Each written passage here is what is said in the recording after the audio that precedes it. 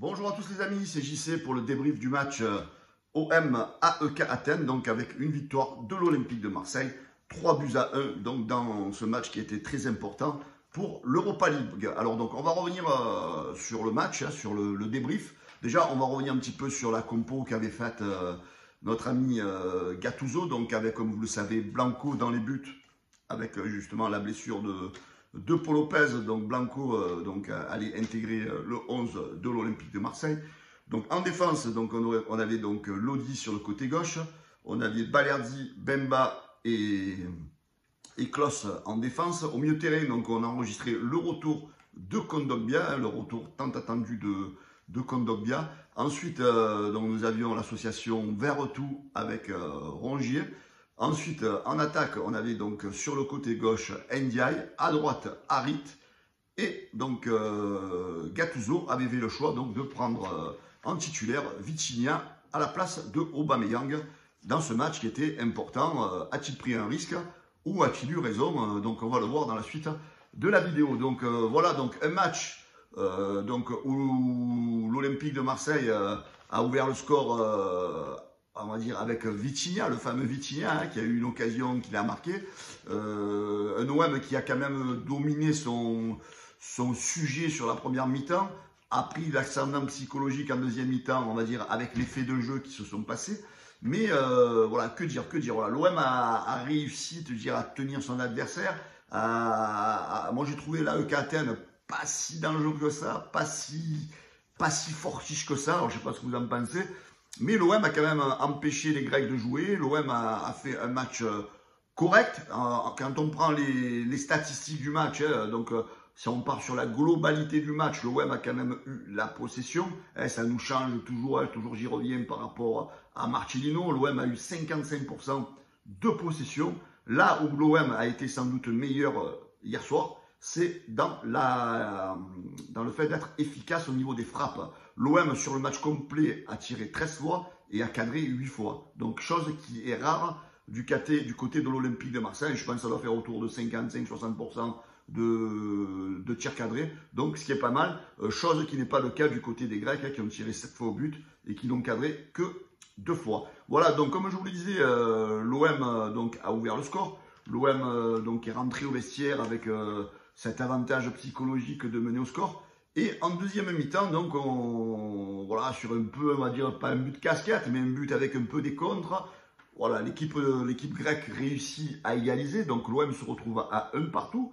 Et moi, j'ai senti, après cette égalisation, un petit moment de flottement du côté de notre Olympique de Marseille. Je pense qu'à un moment donné, on était même plus proche du 2-1 pour les Grecs que pour l'Olympique de Marseille. Parce que c'est vrai que dès qu'ils ont égalisé, les Grecs, ils ont eu quelques opportunités qui nous ont mis en danger. Et je sentais un petit peu l'équipe un peu, pas perdue, mais un peu complexée, on va dire, là, un peu complexée. Et voilà, et le tournant du match, voilà, je veux en venir.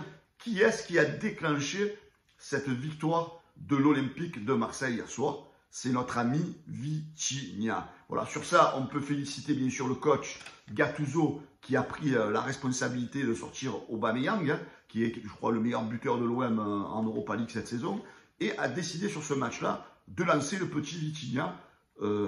Choix gagnant, on va dire, comme vous l'avez vu. Donc c'est lui qui provoque l'égalisation, c'est lui qui va provoquer, qui va aller au contre, qui va aller au pressing, qui a perturbé le gardien grec, qui a fait l'erreur qu'il fallait, qui a dégagé sur Vitinha. Vitinha a pris le ballon et vous connaissez la suite. Il est fauché par le gardien. Penalty, carton rouge. Et là, c'est le fait de jeu, qui change le match, on va dire, qui change le match, parce que cet avantage au score que l'OM va prendre grâce à ce penalty et cet avantage numérique va permettre bien sûr du côté de l'OM de changer la donne de ce match, parce que cette fois-ci l'OM n'a pas gaspillé, on va dire, cette chance d'être en supériorité numérique. Donc c'est Harit qui se charge du penalty, qui le frappe et qui le marque, et voilà l'OM qui prend l'avantage, 2 buts à 1. Dans les minutes qui suivent, pareil, faute sur... alors on va dire que le penalty peut être un peu, on va dire, généreux. Penalty pour l'Olympique de Marseille sur Lodi, donc Lodi qui joue bien le coup.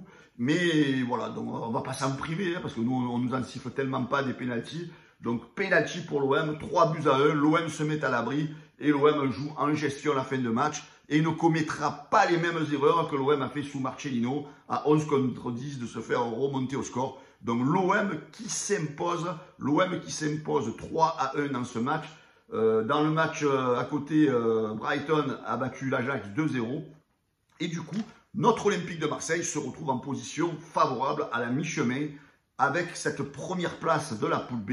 Donc on peut espérer, on va dire, on peut espérer se qualifier, pourquoi pas, pour les huitièmes de finale de cette Europa League. Surtout que la première place, n'oubliez pas, elle est importante, parce que si vous finissez premier, vous évitez bien sûr les clubs qui reviennent de Ligue des Champions en huitième de finale. Donc voilà, que dire sur le match, sur les joueurs?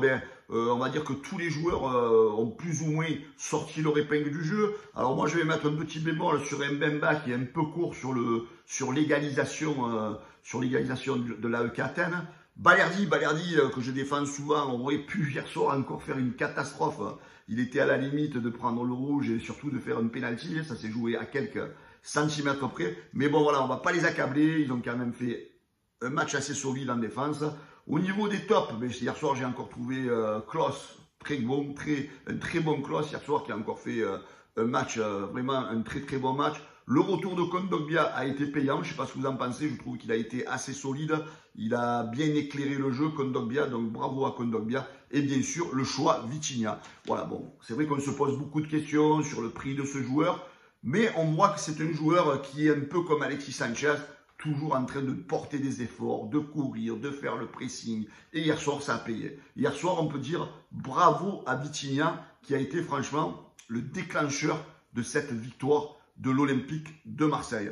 Voilà, que dire de plus sur ce match, les amis? Voilà, on est content, on a gagné, on se positionne bien, comme je disais auparavant, sur une qualification pour les huitièmes de finale. Bon, rien n'est fait encore, parce que vous savez que sur les phases retour, on va quand même se déplacer 2 fois. Et pourquoi pas aller gagner à Athènes sur le prochain match, donc pourquoi pas, au moins déjà ça nous fortifierait la chance de qualification si on allait gagner là-bas. Mais voilà, l'OM, on va dire, reste en jeu, l'OM n'est pas largué, l'OM bien au contraire, est premier dans cette poule. Voilà les amis, que dire de plus, à part bravo aux supporters de l'OM, vous avez vu hier soir encore le tifo, le cortège avec les supporters de l'AEK Athènes, ce tifo avec les deux supporters qui se tiennent comme ça par l'épaule.